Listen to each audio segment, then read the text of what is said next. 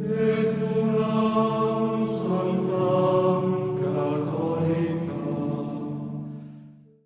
going to take up several new topics of discussion this evening, very important ones, related to the nature of habit, of virtue, intellectual and moral virtue, the nature of moral activity, and law, and how that's related to moral activity.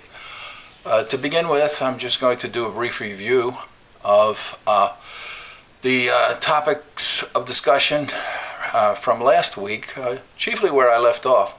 We were talking about the emotions, and I had left off with the irascible emotions, focusing attention on the crucial importance of the emotions of hope and fear, and their opposites, as well as anger. And this is due to the fact that hope and fear put us in touch with reality, with sense reality, in a very special way. A person who denies the reality of hope or denies the reality of fear and denies their rationality, for example, that they're being reasonable emotions, is a person who will develop certain mental, psychological disorders, at least as far as most people would be concerned. And these will also have impacts on learning in general, on nations and on cultures, as well as civilizations. If nothing real can hurt us, if there is no real good, if nothing really good can happen to us, then nothing can be improved. Nothing can be made better. If nothing can be made better, then, strictly speaking, science cannot exist. Not only ethical science, if you want to maintain it, could exist, but practical sciences as well as speculative science. Even if they could exist, if nothing good could happen to you, if you couldn't become happy, why would they be worth anything? If nothing can really hurt us, if no real evil exists, then the emotion of fear is irrational. The same goes for the emotion of hope. If nothing really good can happen to us, if there is no good, if we can't know it, then people who hold that these emotions do tell us something about reality have to be considered to be irrational by people who tend to hold the contrary view. And very often these people take over political regimes.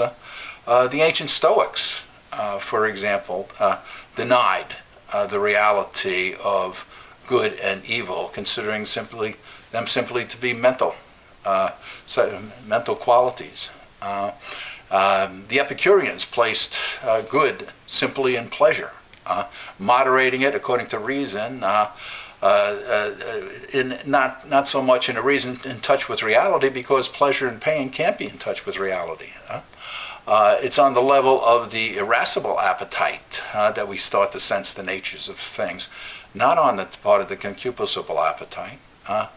And as a result, Cicero himself, I think it was in On Friendship, warns about some of the problems that arise from Stoicism in being able to form friendships, for example, as well as Epicureanism, and how they can be dangerous to a state.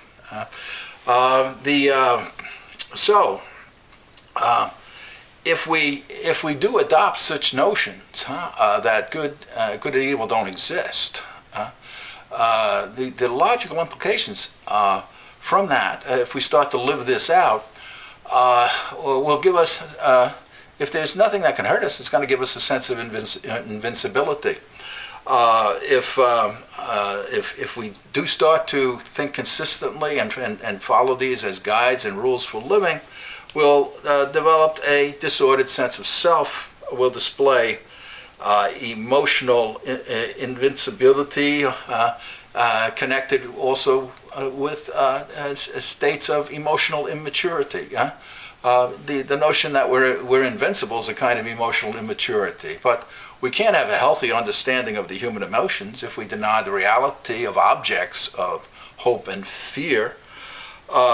This sense of invincibility will move to the opposite pole at times, give us mood swings of inconstancy, recklessness, despondency. We'll become increasingly imprudent. We'll become increasingly unjust, increasingly cowardly, increasingly intemperate. And the only way we can get out of that kind of situation is to change this attitude that we have. In other words, the foundations for moral activity really depend upon a human psychology. If you don't have the right human psychology, if you don't have an understanding of the human person similar to the understanding that the ancient Greeks had of Plato, Socrates, Plato, and Aristotle, it's impossible for you to develop anything resembling a philosophical ethic or a moral science. It cannot be done. There's no place to seat the moral virtues. No way to understand their intelligibility, what it is they do, for whom or what. The whole notion of the cardinal moral virtues gets thrown out the window because they're seated in the appetites of the concupiscible appetite, the irascible appetite, the human will, and prudence in the intellect, as well as carrying over into the appetites. And so this is not something arbitrary. There's no way in which you can simply superimpose on classical thought and the foundation for ethical science in the West a Cartesian and modern worldview. It can't work. This is why none of the attempts to found a natural ethic coming out of the period of time from the 17th century onward have been successful. They have to fail. They cannot work. I'm going to start the new activities with a definition while attempting to give a definition of habit according to St. Thomas, which is not easy to do because St. Thomas uses it in a number of different senses. He considers it, on the one hand, a habitus, the word he uses, to be a having, that which exists between a subject that has and something the subject has. So it consists in a kind of relationship, and it can simply be referring to a natural condition, a habitus. For example, a level of strength or beauty that exists in something. We would you might call it a kind of spiritual heft, a kind of natural strength. That he also uses the term virtutus in a similar fashion. That a thing has a virtutus in the sense that it has a strength to it, a natural virtue. Plato talked about in the character of Socrates in Book 1 of the Republic, in discussion with Thrasymachus about the virtue of a horse, for example, talking about a kind of natural strength or perfection suitable to a horse. So the notion of a having involves a quality. It's rooted in this notion of virtual quantity that I talked about in our course on the one and the many. Both habit and virtue are virtual quantities, indicating a limited extent of greatness. And it's, for example, the natural habit of health and beauty. You can talk about in a biological sense that the vegetative faculty, which causes life in the body, generates life throughout the organs of the body through faculties of nutrition, growth, and reproduction, generates within an individually existing human being a habitus of health within those faculties of nutrition, growth, and reproduction, according to the kind of being which a thing is, which will be reflected in a thing's natural beauty, for example, in the color of a complexion, which physicians will notice. And it's not simply the case with respect to human beings, but also with respect to things like fruit and so forth, to the grocery store, where people will pay attention to this kind of habitus or quality. Right?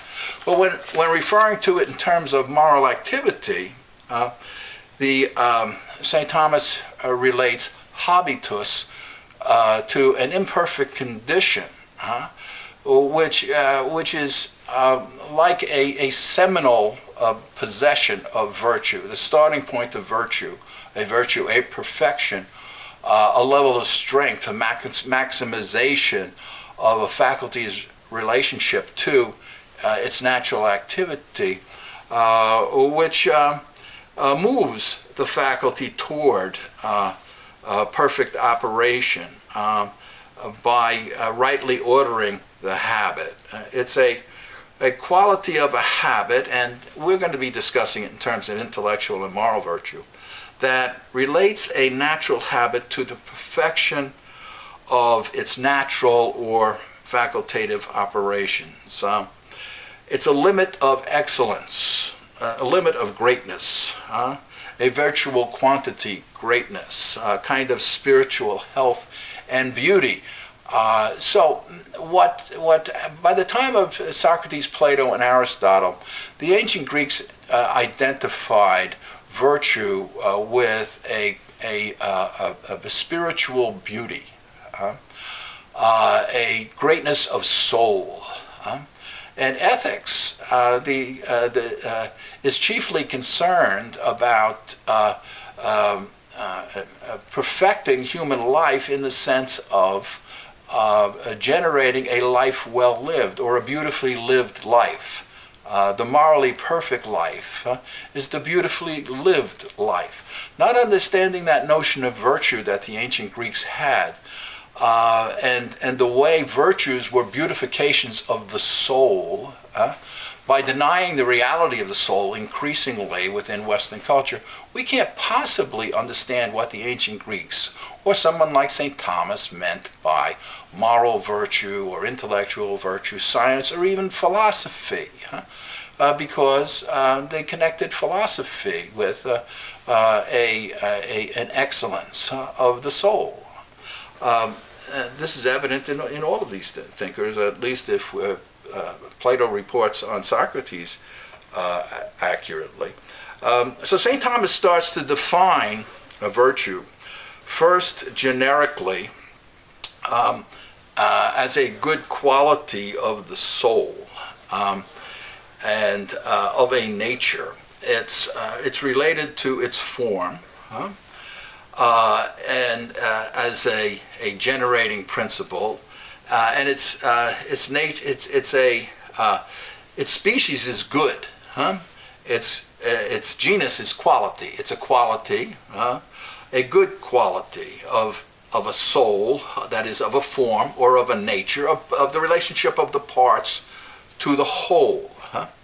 And it refers to a kind of a strength that is due, a due perfection that can come to a faculty as a result of the mature development of this habit, this seed-like perfection that something has at birth.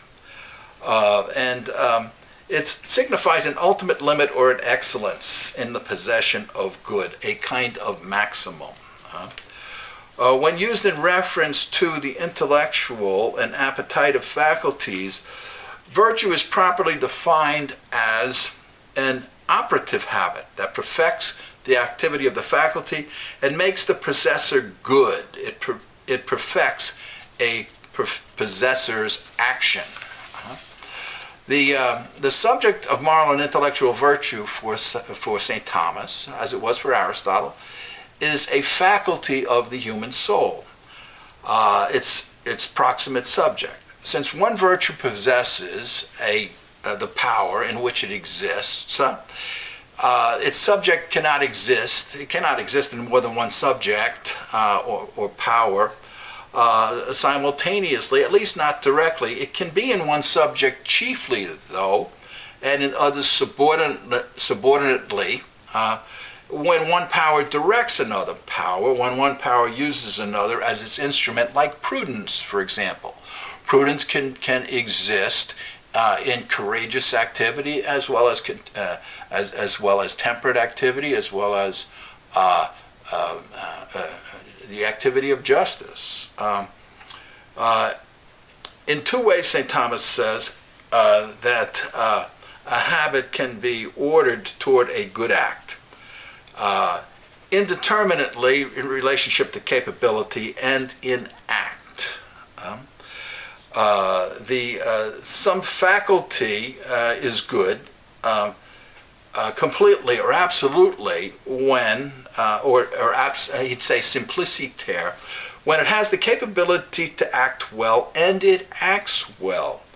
Strictly speaking, virtue is said of the intellect and the appetites simpliciter, like wisdom, science, art, prudence, and temperance. In the case of speculative virtues, they make the possessor good and the faculty good. And according to St. Thomas, with respect to moral virtue, a man is morally good precisely because he has a good will. The intellectual virtues perfect the intellectual faculty in its natural and supernatural operations, which St. Thomas would maintain as a Catholic, a Christian. As subject to the will, moved by the infused virtue of faith, the will is inclined, or the intellect is inclined to assent to what is of faith. So faith acts like a first principle for the intellect, much like the principle of the habit of understanding for the speculative intellect, or the principle of synderesis for the practical intellect, or natural law, in which synderesis is included. The speculative intellect is moved by these principles to engage in activity, and the practical intellect is the subject of prudence. The four cardinal moral virtues exist in the intellectual and sensory faculties and the appetites. The reason the ancient Greeks came up with these, and the reason why these tend to be so natural to human beings globally, internationally, is because of the human psychology underlying them. That all human beings recognize that the irascible appetites are telling us something about reality. All human beings get angry. We hope. We fear. We consider these objects or subjects related to which we experience these things, or can really hurt us or help us. We all experience the liking of pleasure and the disliking of pain, and we tend to recognize that these reports that we get about pleasure and pain very often are not as accurate as those telling us about things that are really dangerous for us. At least if we're not in a kind of abnormal state under the influence of drugs or alcohol or something like that. These moral virtues chiefly exist in the intellect and will. What makes them moral virtues is precisely because they relate to voluntary activity, as we talked about before, to free activity. They exist by participation in sensory appetite because these appetites are subject to command, to direction, to taking command and direction from the intellect. The speculative intellectual virtues, St. Thomas says, are wisdom, science, and understanding. The practical are prudence and art. And we'll go into a discussion of these. The speculative intellectual virtues considered in general, and the special virtue of understanding, which gives us the first principles, that the habit of understanding, perfect the intellect in its consideration of the truth. The habit of understanding gives us a starting point by letting us know, for example, that a whole is greater than any of its parts.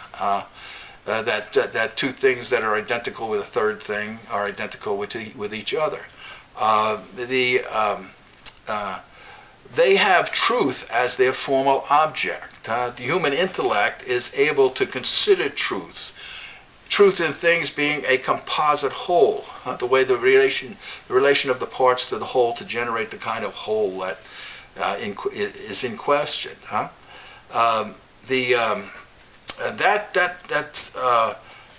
Thing known comes to the human intellect in two ways, according to St. Thomas, using these Latin terms, per se notum or per aliud notum.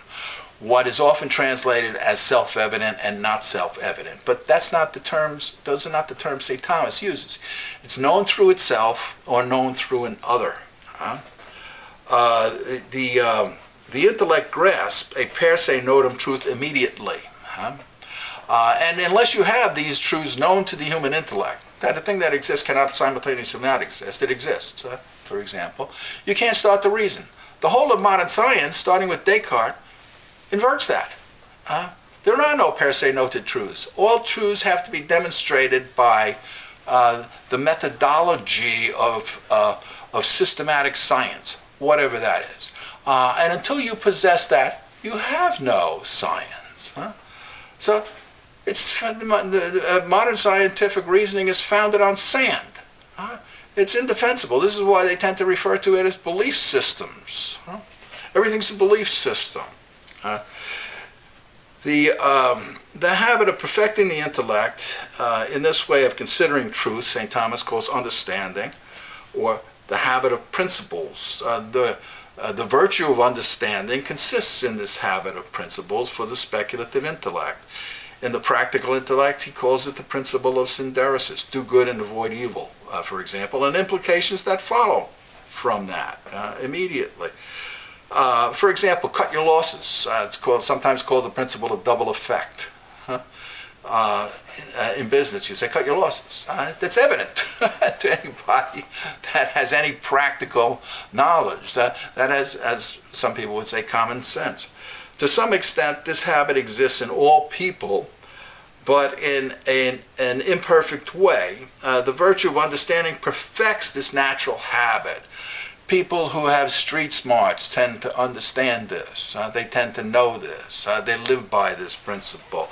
It's something we sense through cogitative reason, through what St. Thomas calls particular reason, in dealing with real dangers and difficulties and how to handle them. A per aliud notum truth is a composite whole. An ultimate, which is an ultimate, that is, it's something that has everything that it needs to exist, and it's known to our reason, our intellect, but it's not immediately grasped in essential relation to the parts, and so this ultimate can be in some genus, or it can be in all genera. Now, what I'm talking about is this. All human beings by nature seek happiness. We have a generic understanding of that, right? We have some principles of speculative reasoning. But the principles of logical reasoning in which we engage, where we go to from premises to conclusions, take something we know as evidently true, or that we've come to know as evidently true, as a starting point to the premises for conclusions. That's what St. Thomas is talking about. And this kind of way of reasoning can exist in a limited fashion with respect to limited subjects, or it can involve trying to identify what are the per se nota and per aliud nota truths in every science or in every practical activity, like metaphysics would study, or the science of prudence would study. In ethics for Aristotle and St. Thomas.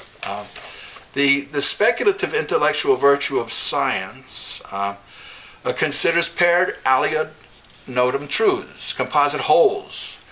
It comes to an understanding of truth, the essential part-whole relations consisting in a whole, producing a whole, through an inquiry of reason, through analysis and synthesis, finally achieved through a demonstration by a syllogism, the concluding activity of scientific reason.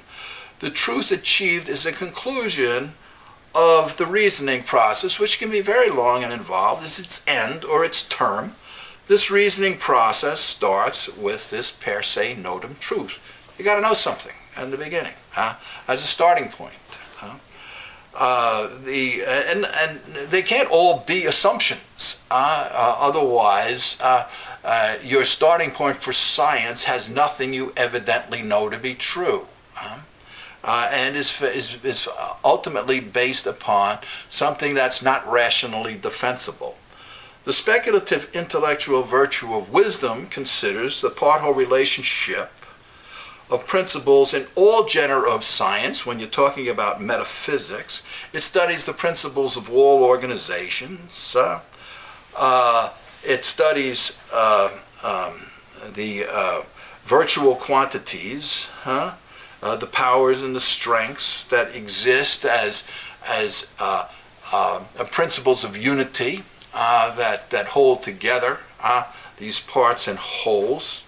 And it determines, well, how strong or how weak something is. This is something that a person who has practical knowledge when they go into a corporation, for example, or an organization can tell you right away, more or less, from practical experience.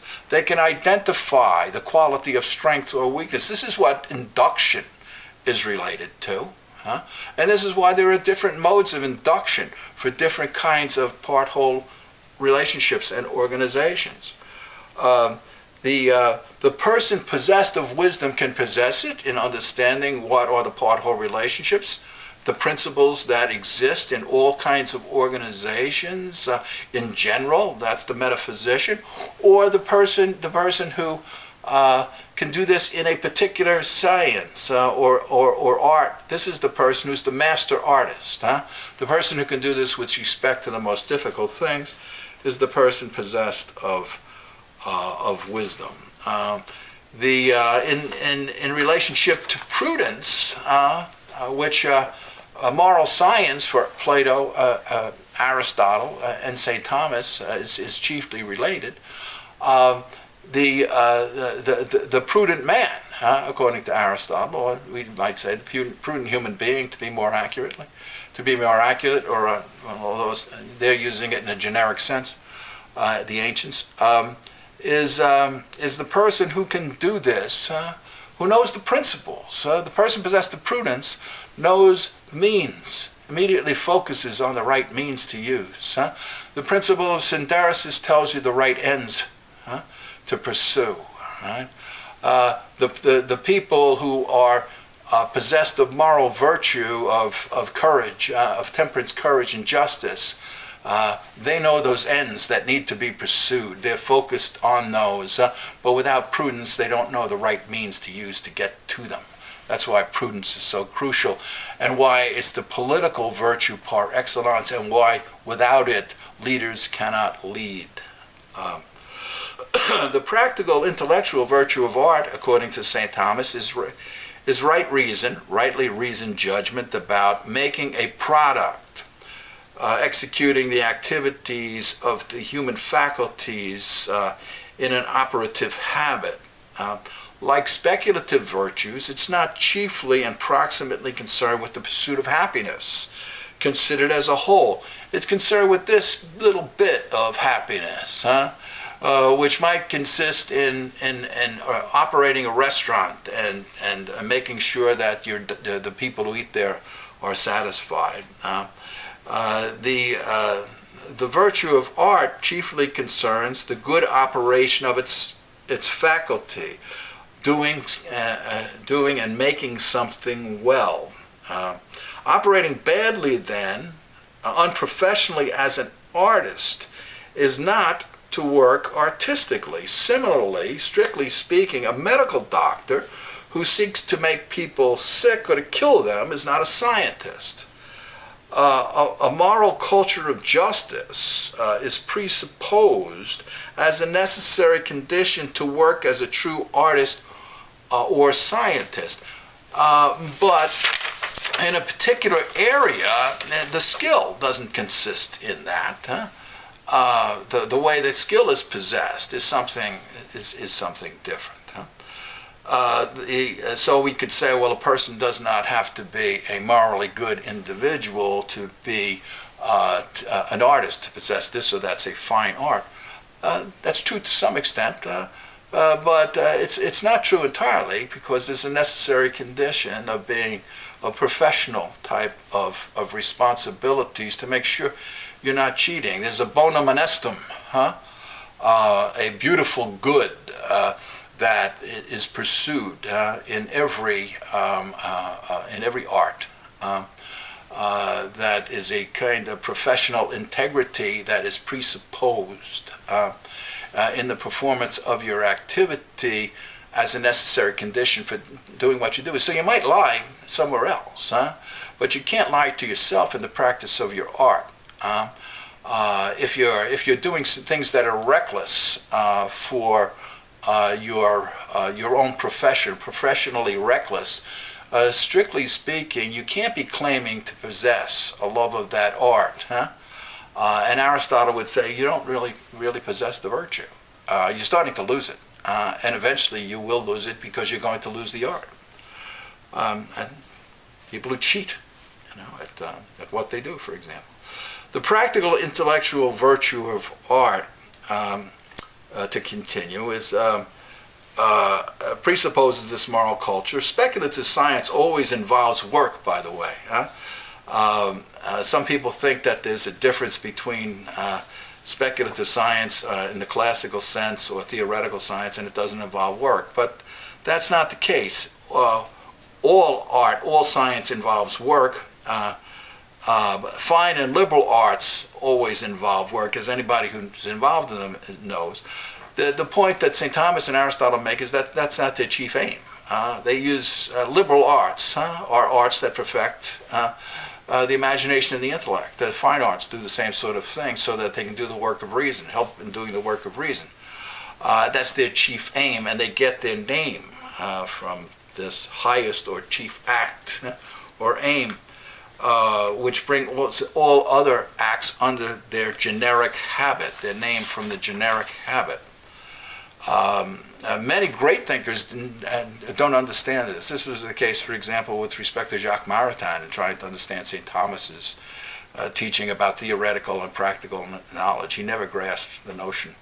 And as a result, he talked about theoretically practical knowledge and practically practical knowledge and get people all sorts of confused. The practical intellectual virtue of prudence chiefly aims at good operation of a faculty in relationship to reason, an appetite in relationship to reason. It aims at the right use of what is well made or well done for living a happy human life considered as a whole, in conjunction with reason, in touch with reality, is the way it works. Making a faculty right and its use right. And it works in conjunction with particular reason, cogitative reason, making this right on the sense level, so that the goods and evils that you're really pursuing, that you're hoping for or fearing, are not fantasies.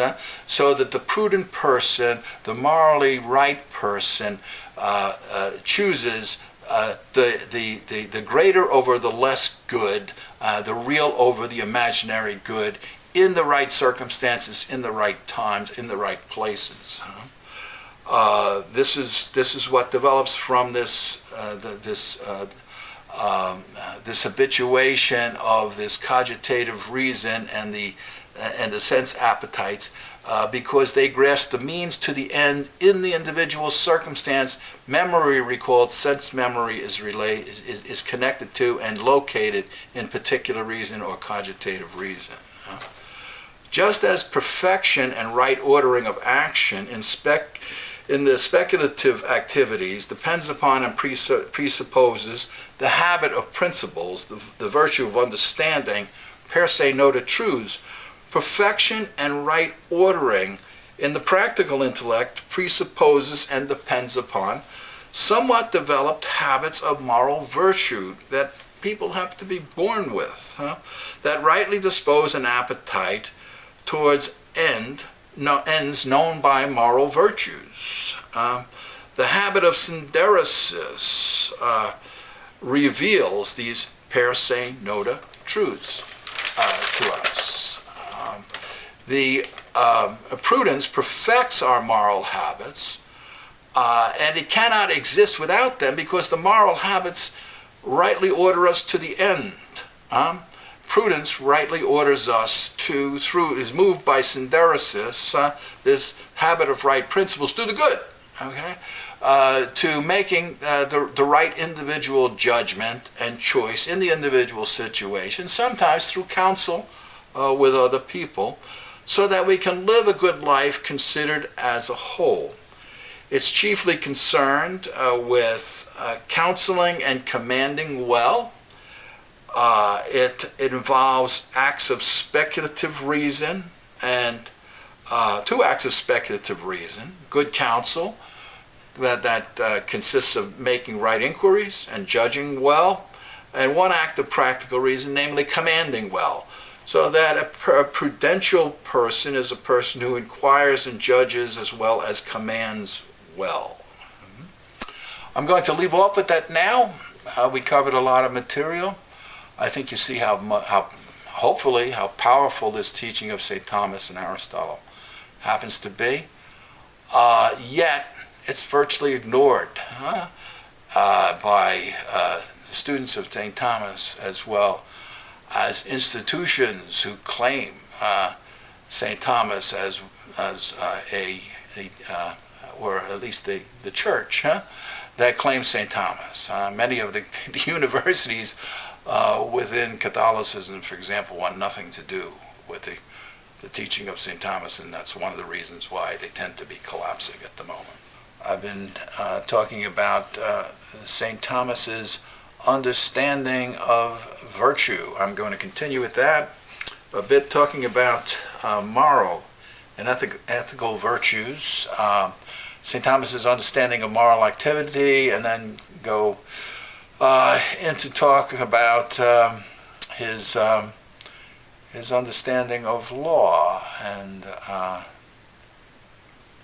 the relationship of law in different ways to moral activity. So, St. Thomas tells us that the word morals, and he doesn't use morals, but mos in Latin, represents or translates custom and habit. And in the Greek, he tells us this refers to two Greek words, ethos and ethos. Ethos referring to habit and ethos referring to custom. The ancient Greeks tend to identify habit and custom because for them the universe had no beginning. And so whatever happened by custom basically happened by nature. Nonetheless, they had two terms. The ancient, the Latins, by the time of St. Thomas, have the use of the Latin language, yet they use one term to convey the meaning of ethics and as habit and custom. Mos mores. We still have that signification today. Where I'll talk about the mores, like the etiquette or the customs of a place, as well as the moral habits in the more precise sense, like St. Thomas talks. Anyway, Aristotle's definition of moral virtue is a habit of choosing the mean determined by reason as a wise or prudent man would determine it. And that's one of the definitions he gives, the most precise. And I'll cover another one that he gives in just a little bit. He says the moral virtues, St. Thomas says that the moral virtues are always chiefly appetitive virtues because they all relate to the will, chiefly, and they relate to all other faculties that an appetite, that the human will, through its voluntariness, can influence. To some extent, the appetites always resist direction by moral virtues and reason. And that's why directing them, commanding them, involves a virtue.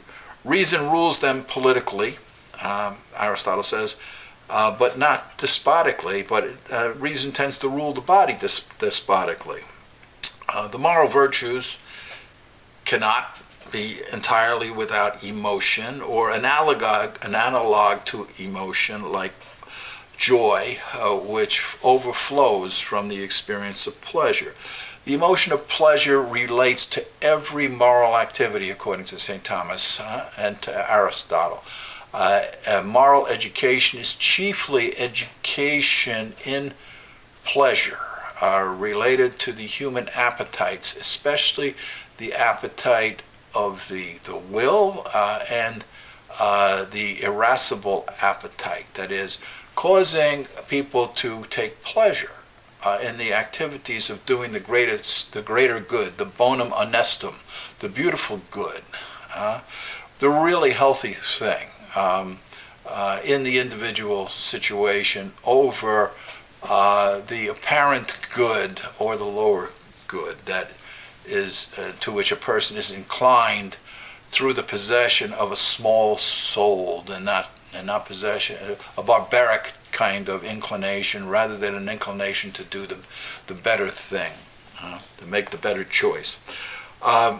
Different virtues work with different emotions, like courage with the irascible emotion, and temperance with the concupiscible emotion. Aristotle talks about 10 moral virtues related to the emotions. Courage and temperance being cardinal moral virtues, but also he speaks of liberality, magnificence, magnanimity, a love of honor, gentleness, friendliness, truthfulness, and playfulness. And in going over St. Thomas's commentary on Aristotle's Nicomachean Ethics, we'll get into a discussion of these.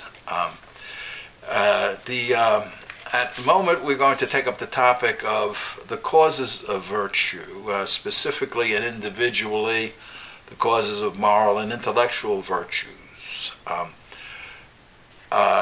St. Thomas says, related to these, that they are natural for human beings to possess. We naturally possess, inchoately present within us, some level of natural virtue. A measure of strength, a habitus.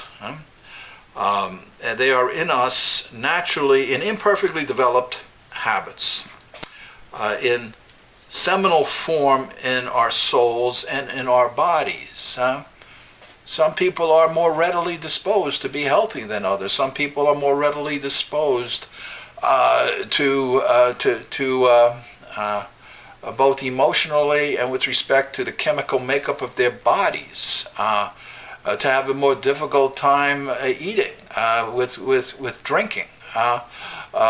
This is especially true with respect to the habits dealing with self-preservation and species preservation, which are the chief areas of interest, of concern for the virtue of temperance. Education in temperate activity related to all of our activities, other activities of the appetite. So we take pleasure in doing the things related to Our individual and species self-preservation is what ethics is chiefly all about. The moral virtues, according to St. Thomas, are human virtues. Aristotle says the same thing. They're qualities of soul that facilitate human beings living together in this world, socializing qualities. The person who lacks them is a sociopath, tends to be a barbarian. For this, St. Thomas has already talked about how ethics studies human acts, and that these are voluntary and free acts. But these voluntary and free acts are in us as members of the human species, as members of a human community, and through this natural desire for personal self-preservation and species preservation. We are naturally inclined to live together with other people in peace and harmony, and the moral virtues are those qualities of soul which facilitate people doing this. This is why they are a chief concern, as Aristotle saw it, for the political leader and the legislator, who has to be concerned with inculcating in law through just regulations, an inclination to do the prudent thing that's passed on by means of custom. The contemporary loss of this understanding in Western culture is largely responsible for the decline of the civilization. We cannot restore it without getting back to St. Thomas's understanding of ethics as this improvement on the teaching of Aristotle, and at the very least getting back to Aristotle and Plato and the way the ancient Greeks conceived of this essential connection between ethics and political activity. It's no accident that Aristotle considered ethics to be an essential part of politics, and why he said that you cannot teach ethics to the young, in the sense that you can't teach them politics. Not that you can't begin the ethical education with that, with youth. The imperfect moral virtues that are inclinations by nature and habituation toward the really good action are chiefly located in the sense in the human appetites, in the sense appetites and the will. They are completed in us through repeated habitual submission to the rule of right reason, prudence. Once again, reason recognizing what is really needed in the individual situation according to the demands of nature, according to our species and individual inclination for self-preservation, to do the healthy thing. They are naturally inclined to submit to this kind of reason, but nonetheless they do so with some resistance, just because of the imperfect possession of them by nature at birth. Perfect moral virtue is an habitual inclination, as Aristotle says, to the good deed well done, which is a shortened version of that definition he gave before. It not only involves the good deed, the end, that which is aimed at, but the means, that it be well done. The good deed is we're inclined to by possessing moral virtue. We do it well by possessing the habit of prudence, which gives the complete form of virtue to the imperfectly formed other virtues. We lose our prudence, we tend to diminish our courage. We tend to diminish our justice, our courage, and our temperance. This is one of the things that keeps them united in some way, connected, which is one of the properties of virtues, which I am going to start to talk about at the moment. Talking about the mean, the connection, and the equality and inequality of virtues. After that, I'm going to go into talk about theological virtues and exterior moral principles, laws governing the created order. In relationship to moral habits, moral virtue is the mean, St. Thomas says, And moral virtue, and in relationship to moral virtue, prudence is the mean. Moral virtue perfects the appetitive part of the soul by causing it to submit to the rule of right reason, to prudence. And imperfectly formed virtues like courage and temperance are connected by inclining the human appetites toward pursuing real human goods and by being perfected as virtues by prudence, which properly disposes moral virtue toward the right choice, the right means to fulfill the proper end in the individual situation, at the individual time, and so forth, and thereby perfect the facultative operation. Regarding the equality and inequality of the virtues, St. Thomas says we can consider this in two ways.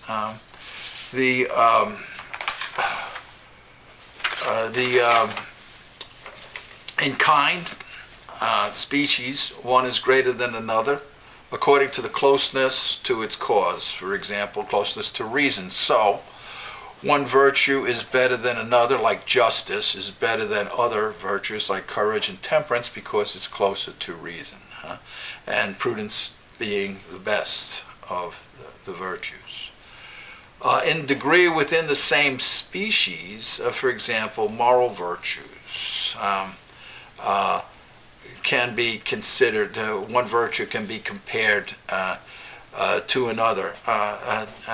For example, within speculative virtues, you can compare the metaphysics and mathematics and physics with respect to the subjects to which they extend, to which their principles extend. And since metaphysics extends to all of them, metaphysics would be the highest of the speculative sciences. But whether talking about moral or intellectual virtues, whether one is superior to another, this depends upon how you want to consider them. Absolutely considered, he says, wisdom is the greatest of all the natural virtues. Charity is the greatest of all infused virtues, because when charity is infused, to some extent, all of the virtues are infused.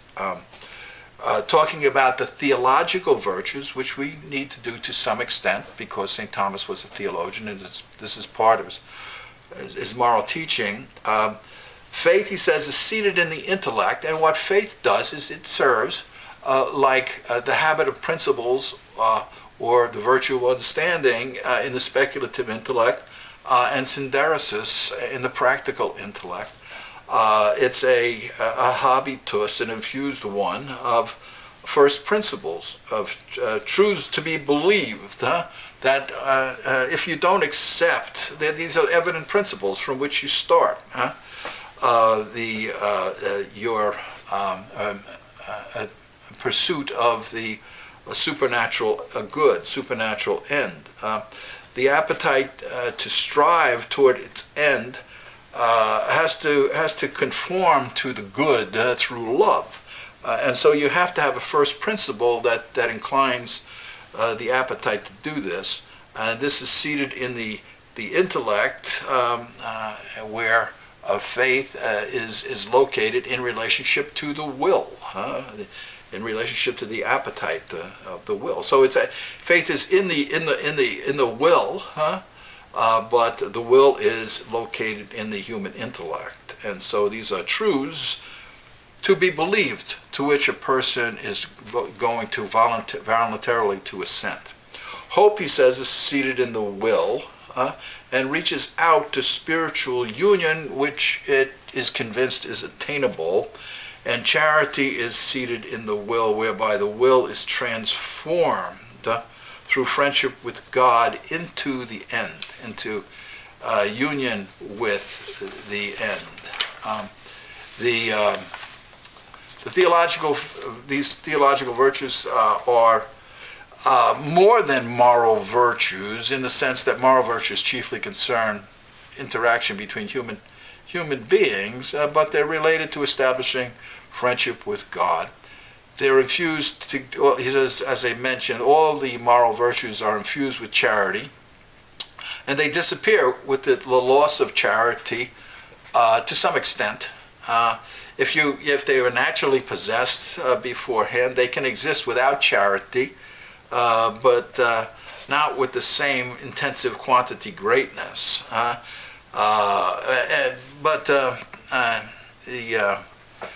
You can't have charity, though, without the possession of these natural moral virtues. Grace perfects nature.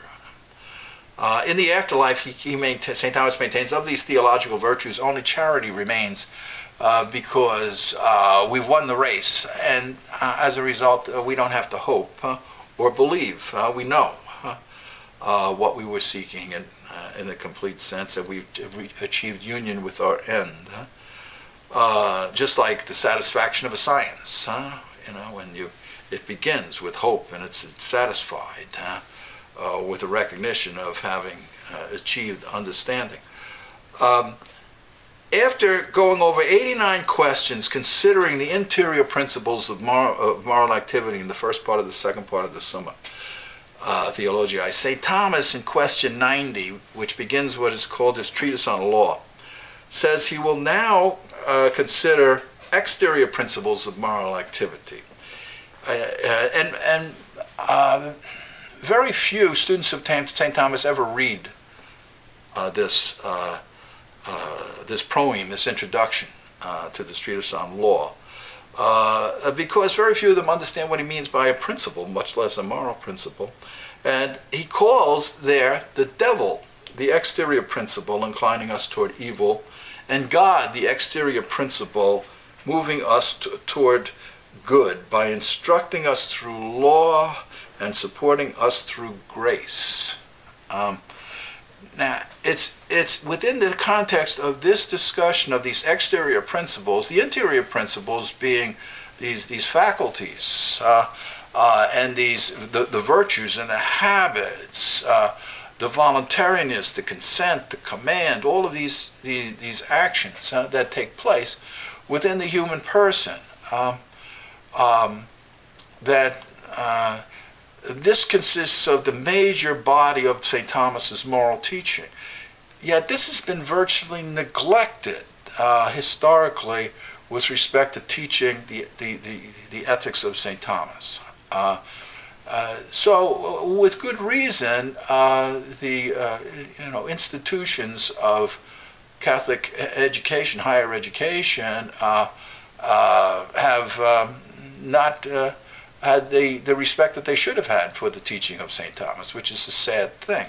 But it's not entirely their fault. The fault lies chiefly among the students of St. Thomas, who focused for the most part in talking about his teaching, his moral teaching on his principles of natural law, which he considers in one article, 94, in this first part of the second part of the Summa, in about 10 pages of a paperback book, chiefly talking about it for the purpose of indicating, while it's necessary, it's inadequate as a principle for the moral direction of human life, and for this reason has to be supplemented. That's why he brings up the issue in the first place. In considering the exterior principles of moral activity, St. Thomas says he will first consider law generically, law and grace generically, and then specifically, or in species. In his discussion, before going into the species of law, he talks about two effects of law. He says the effect of good law, and he really doesn't mention good there, but he presupposes this, is to lead those ruled to their proper virtue, because law by nature does this. And it does this by 4 acts, by commanding, forbidding, rewarding, and punishment. Then he goes into the species of law, eternal, natural, human, divine, and what he calls the law of sin or lust, or of sensuality. Now, these species of law, according to St. Thomas, are a species of command that issue from someone who's in charge of a community toward a multitude. which are somehow written down, promulgated. The eternal law is not the same thing as divine law for St. Thomas. Eternal law, and we talked about this right at the beginning of this course, where God, in creating the universe, does so as a governor, and directs everything to return to God according to its nature, to be a reflection of divine perfection, and to have this inclination within it to seek return to God. Eternal law is the way that God governs everything in the universe according to its own perfection, to act according to its nature. Natural law for St. Thomas is a peculiar, a unique kind of law related to human beings that is distinct from natural instinct. The reason he calls it law because human beings are possessed by reason, and reason is governed by law, not by instinct. So it simply relates to the fact that human beings are rational animals, free agents, and human beings are inclined to be directed by God according to a special law of freedom that inclines human beings as members of the human species to seek their individual self-preservation and species preservation according to inclinations that relate the individual to being a member of a community of animals as rational animals. And so everything that's natural for an animal to pursue as an animal good is pursued by human beings. And beyond that, there is this generic connection to the entire community of the universe, where human beings are inclined by nature to maintain their existence. It's common to all beings that exist. So seeking the good and avoiding evil as practical moral activities that you get in synderesis is part of this principle of natural law, where human beings are inclined to have three orders of strength, intensity of strength of inclination. One, a generic one with everything that exists, which prudentially regulates the way we do so as animals, as members of the human species, providing for species goods the way rational animals do, through the inclination to reproduce, and to reproduce rationally, and as reasonable agents, to take care of our young, which social animals tend to do, and to educate them to adulthood, to provide for food and shelter and natural species need.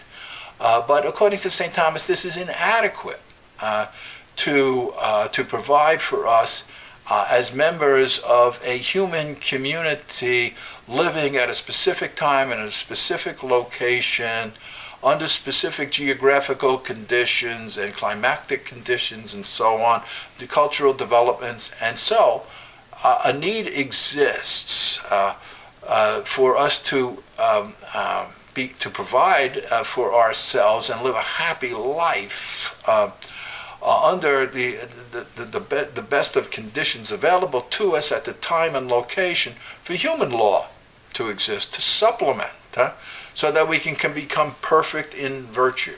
Right? And even if we have that, according to St. Thomas, that's not enough. Beyond that, we need divine law, which a law of revelation, because no matter how just human law inclines to be, it's going to fail in terms of equity, and if it's not supplemented with respect to understanding the individual conditions and circumstances, and as well to get us to heaven, then it's going to it will fail in perfecting us in our human nature. So there has to be a law of the Old Testament which relates to justice to God in the first few precepts of the Ten Commandments, and to our neighbor. And in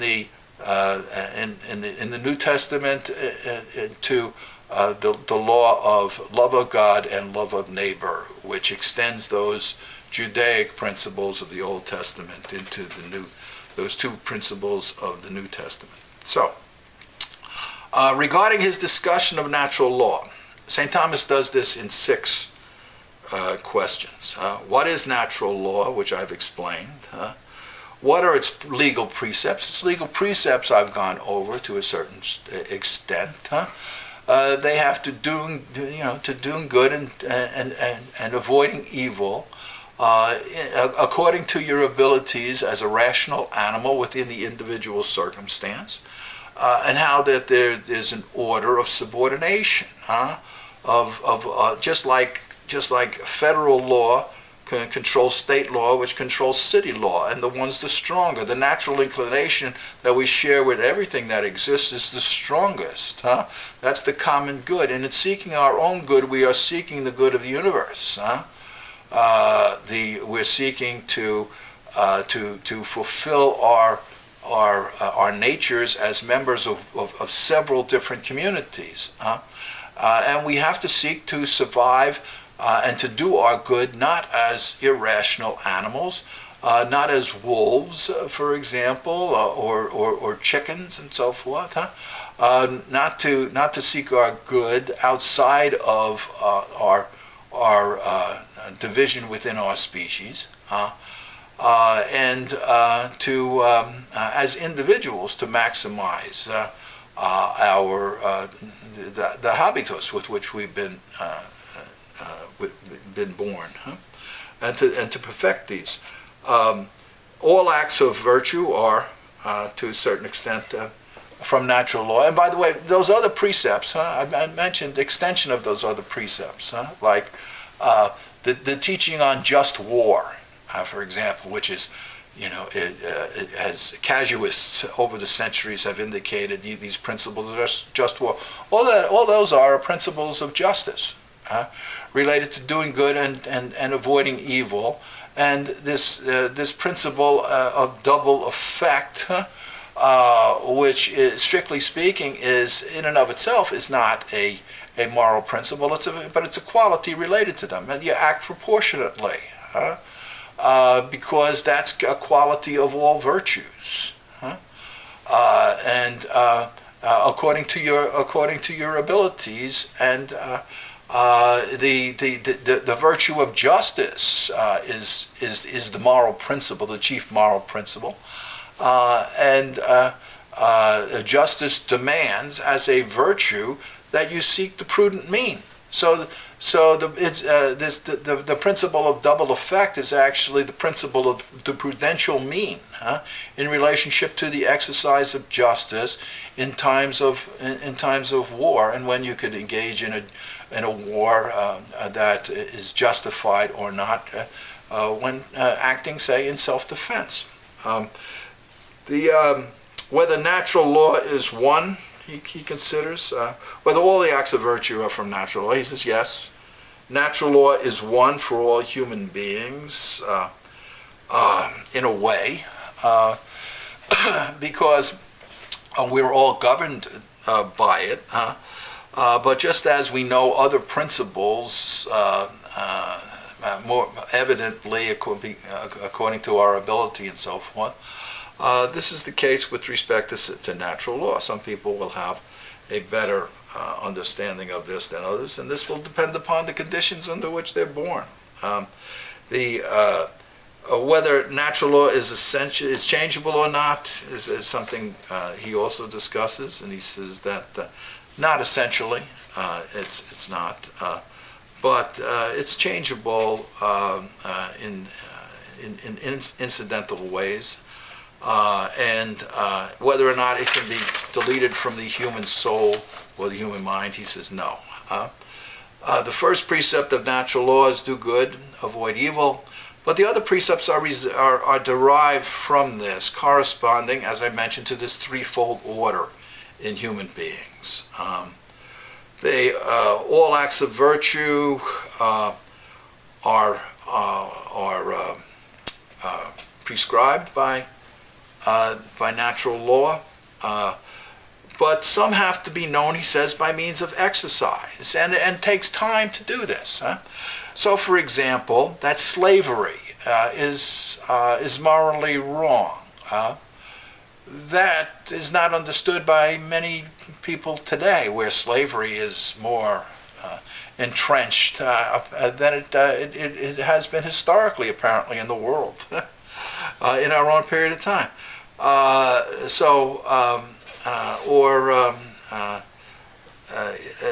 There are certain situations and conditions that are not present that can't indicate to you because they depend upon technologies, for example, and whether something is a violation of a principle of natural laws, or as we might say today, natural right, depending upon some sort of technology that you have related, say, to the internet and so forth. You can't tell this just upon the basis of the fact that you should do good or avoid evil. You have to have experience at living in order to be able to do this, and to be living under certain political regimes as well as in certain families and so on. Regarding the question, is natural law one or the same for all? He says yes, generically, but no, not so regarding its individual cases. It depends upon whether you're born healthy or not healthy. How it applies to you in the individual circumstance depends upon the natural inclinations towards virtue and vices, and how difficult it is for one person or another. For example, to diet. What's a sensible diet for a person at one time is not sensible at another time, or for two different people. Whether it can be changed, he says, not regarding first principles, but incidentally, accidentally, it can be changed. Especially in cases of emergency, for instance, it becomes somewhat qualified and modified its interpretation. Can it be banished from the human heart? He says no. Now, the need for human law beyond natural law I already went into. Positive law, he maintains, is derived from natural law, and this is why people at the Nuremberg trials were charged with crimes against humanity, because they didn't do anything to violate German law. And the principles of natural law tend to be embodied in principles of international law over the centuries. And one other issue he talks about is whether or not natural law should command all acts of virtue and proscribe all acts of vice. And he says no, because law is directed by a governor of a community to the community, consisting of people of different levels of virtue and vice, and to the extent that you try to overburden such people with directives they cannot follow, the law is going to incline them to break out in worse activities. So the law should command virtue and condemn vice according to reasonable conditions to maintain peace within the community and justice among people. And it can't do that if it tries to outlaw all vices. And one of the difficulties, if you don't recognize the existence of human nature, if you don't recognize real goods and real evils that can hurt that nature, if you have an inaccurate understanding of human nature, is that you'll try to restrain human activities and encourage human activities at random, and wind up creating all sorts of social problems.